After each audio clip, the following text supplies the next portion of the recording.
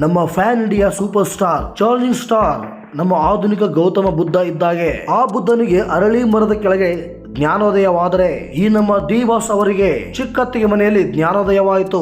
ಹಾಗಂತ ನಮ್ಮ ಟ್ರೇಡ್ ಪಂಡಿತರು ಹೇಳ್ತಾ ಇದ್ದಾರೆ ಇದ್ರೆ ನೆಮ್ಮದಿಯಾಗಿ ಇರಬೇಕು ಅಂತ. ಜನಕ್ಕೆಲ್ಲ ಪಾಠ ಮಾಡಿದ ನಮ್ಮ ಡಿ ಬಾಸ್ ದರ್ಶನ್ ಅವರು ಚಿಕ್ಕತ್ತಿಗೆ ಮನೆ ಹೋಗಿ ನೆಮ್ಮದಿ ಹಾಳು ಮಾಡ್ಕೊಂಡಿದ್ದಾರೆ. ನಿಜ ಹೇಳಬೇಕು ಅಂದ್ರೆ ನಮ್ಮ ಡಿ ಬಾಸ್ ಅವರಿಗೆ ಸರಿಯಾಗಿ ನೆಮ್ಮದಿಯೇ ಇಲ್ಲ. ತಟ್ಟೆ ಲೋಟ ಹಾಸಿಗೆ ದಿಂಬು ಒಂದು ತೊರೆ ದಿಂಬು ಕೊಟ್ರೆ ಸಾಕು ಸ್ವಾಮಿ, ನೆಮ್ಮದಿಯಾಗಿ ಕಾಲಕೊಂಡು ಮಲಗಿ ಬಿಡ್ತೀನಿ, ನಿಮ್ದು ಯಾವುದೇ ನೆಮ್ಮದಿ ನನಗೆ ಬೇಡ ಅಂತ ನಮ್ಮ ಡಿ ಬಾಸ್ ಅವರು ತಟ್ಟೆ ಲೋಟ ಹಾಸಿಗೆ ದಿಂಬಿಗಾಗಿ ಕಾನೂನು ಹೋರಾಟ ಮಾಡ್ತಿದ್ದಾರೆ. ಅವರು ಕೊಡಲ್ಲ, ಇವರು ಬಿಡಲ್ಲ. ಈಗಿರುವಾಗ ಜೈಲಿನಿಂದ ಹೊರಬಂದು ಸಿಎಂ ಆದ್ರೆ ನಮಗೆ ಉಳಿಗಾಲ ಇಲ್ಲ ಅಂತ ಯಾವುದೋ ಒಂದು ಕಾರಣದ ಕೈಗಳು ಭರ್ಜರಿಯಾಗಿ ಕೆಲಸ ಮಾಡುತ್ತಿವೆ. ನಮ್ಮ ಟ್ರೇಡ್ ಪಂಡಿತರು ಹೇಳ್ತಾ ಇದ್ದಾರೆ ಇನ್ನೇನು ನಮ್ಮ ಡಿ ಬಾಸ್ಗೆ ಬೇಲ್ ಆಗುತ್ತೆ, ರಿಲೀಸ್ ಆಗುತ್ತೆ ಅನ್ನುವಷ್ಟರಲ್ಲಿ ಕರೆಕ್ಟ್ ಆಗಿ ಅದೇ ಟೈಮ್ಗೆ ದರ್ಶನ್ ರವರ ಹಳೆ ವಿಚಾರಗಳು ಒಂದೊಂದಾಗೆ ಲೀಕ್ ಆಗ್ತಾ ಇದ್ದಾವೆ. ಲೀಕ್ ಮಾಡ್ತಿರುವ ಆ ಕಾರಣದ ಕೈಗಳು ಯಾರು ಎನ್ನುವುದೇ ಸದ್ಯಕ್ಕಿರುವ ಯಕ್ಷ ಪ್ರಶ್ನೆ.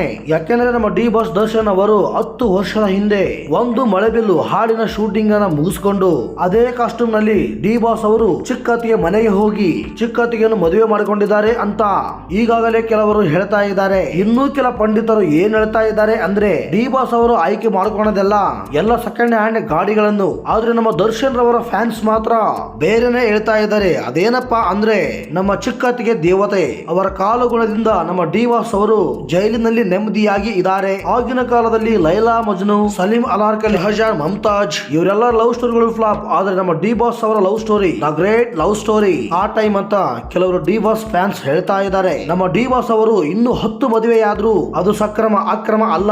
ನಮ್ಮ ಡಿ ಬಾಸ್ ಚಿಕ್ಕತ್ತಿಗೆ ಲವ್ ಸ್ಟೋರಿ ಅದೆಷ್ಟೋ ಪದೇ ಪ್ರೇಮಿಗಳಿಗೆ ಪ್ರೇರಣೆ ಆಗುತ್ತೆ ಅಂತ ನಮ್ಮ ಟ್ರೇಡ್ ಪಂಡಿತರು ಹೇಳ್ತಾ ಇದ್ದಾರೆ. ಒಂದು ವೇಳೆ ದರ್ಶನ್ ಅವರು ಬೈಲಿಂದ ಹೊರಗಡೆ ಬಂದ್ರೆ ಅವ್ರಿಗೆ ನೆಮ್ಮದಿ ಇರಲ್ಲ. ಯಾಕಂದ್ರೆ ಚಿಕ್ಕತ್ತಿಗೆನ ಮದುವೆ ಮಾಡಿಕೊಂಡಿರೋ ವಿಚಾರ ಈಗಾಗಲೇ ನಮ್ಮ ದೊಡ್ಡ ಹತ್ತಿಗೆಗೆ ಮ್ಯಾಟ್ರ್ ಗೊತ್ತಾಗಿರುತ್ತೆ.